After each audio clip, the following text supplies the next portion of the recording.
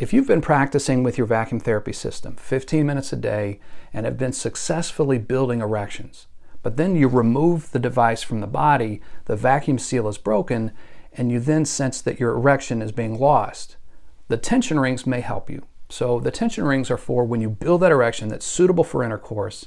It allows you to maintain that erection so that you can complete intercourse. So I'm going to show you in just a moment the different levels of tension that come with the Pos-T-Vac unit. And I want to coach you around how to make the right choice. I mean, it's very much a personal choice. You don't want to use too much tension. You want to use just the right amount. When you start, you may find that you don't have enough and you've got to move to the next level of tension ring, and that's all right. It's really about finding the right level of tension. The one thing I want to encourage you to do is to remember to load the tension ring onto the cylinder before you build the erection. Don't put the tension ring on the penis before trying to build the erection. It just holds the blood from getting into the penis. So load it onto the device before you build the erection.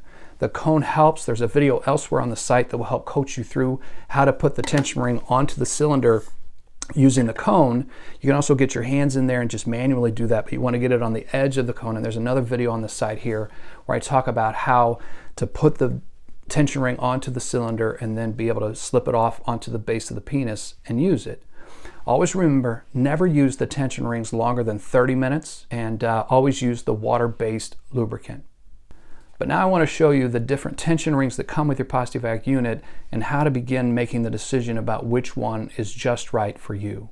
What I have here on the table are the mock rings that come with any device that is a slip device, and that's a device that you don't have to twist the cylinder. The Pos-T-Vac vacuum therapy system has both twist devices as well as slip devices. So I'll show you here a slip device is where I don't have to screw the cylinder onto the pump head. I just am able to just insert it right there and it fits.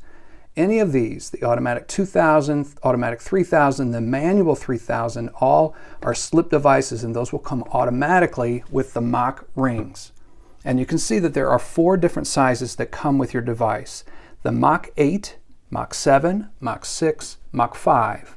The Mach 8 is the largest. It is the extra large. Mach 7 is large. Mach 6 is medium. And then Mach 5 is small. When you're starting with these tension rings with your Pos-T-Vac therapy system, you want to start with the largest one, and that's this one. And one of the things I think that's so important to realize about these, it looks very small. It's somewhat intimidating. But if you use the cone, and there's another video on the site that shows you how to load this onto the cylinder before you build the erection, and you use the cone and good water-based lubricant, you can get this onto the perimeter of the cylinder and then be able, once you've established the erection, be able to slip that off onto the base of the penis. Now if I'm starting with the 8, and that's just not enough, I've built the erection, I've slipped this onto the base of the penis, and I'm still not able to maintain my erection, then I want to move down to the large. That's the number 7. And the 7's on there, and if you line these up at home, you can see that this in the middle here is larger than the large, this one's larger than the medium, and then this is larger than the small. So as I'm progressing through this and I'm finding that the 8 is not enough to maintain the erection, I've got to sort of build up the constriction, that's where you go with the next one, the 7. And if that's not enough, then the 6th and then the 5. Now all of these, again, can be loaded using the cone and the loading mechanism, and they will fit onto the perimeter of the cylinder, and you'll be able to use those, and you slide those off. One thing I want to coach you around with these is they don't last forever.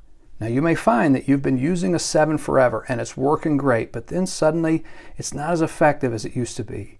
It's entirely possible that the elasticity of the tension ring has been lost. They don't last forever. So, you know, maybe it's 1 month, maybe it's 6 months, somewhere in between, but at some point you may have to replace your 7.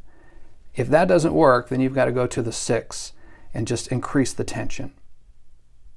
Just remember, anytime you use these, you always want to use this water-based lubricant. Protects the device, protects you, and it's good for getting it onto the cylinder, getting it off the cylinder, and then once you're finished, you just want to pull these out. Remember, never wear these tension rings longer than 30 minutes, and then pull out here and slide this off the penis and wash it up with soap and water. Choosing the right tension ring is very much about experimentation. I want to encourage you to practice with it even before you're in the heat of the moment. You need to figure it out. You want to know what you're doing before that happens. So in the same way that you've been practicing those 15 minutes a day, load the tension ring onto the cylinder here, and once you build the erection, slide it onto the base of the penis and see, is that enough? Will it hold the erection? Is it too much?